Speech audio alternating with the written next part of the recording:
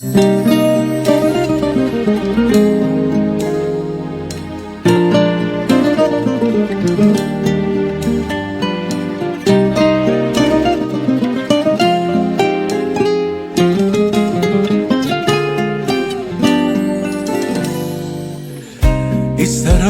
həyatda qovuşam sənə, ərib zərrətə qarışam sənə, öpüb qucaqlayıb sarışam sənə, sənin ağuşunda qalmaq istərəm.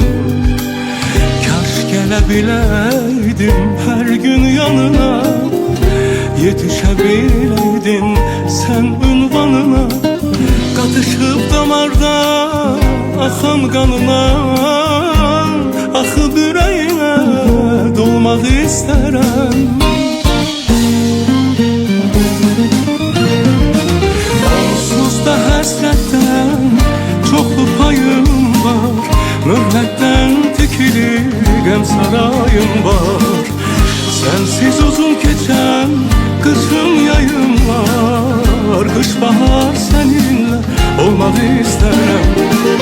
Onsuz da həsrətdən çoxlu payım var, möhnətdən tikili qəm sarayım var. Sənsiz uzun keçən qışım yayım var, qış bahar səninlə olmaq istərəm.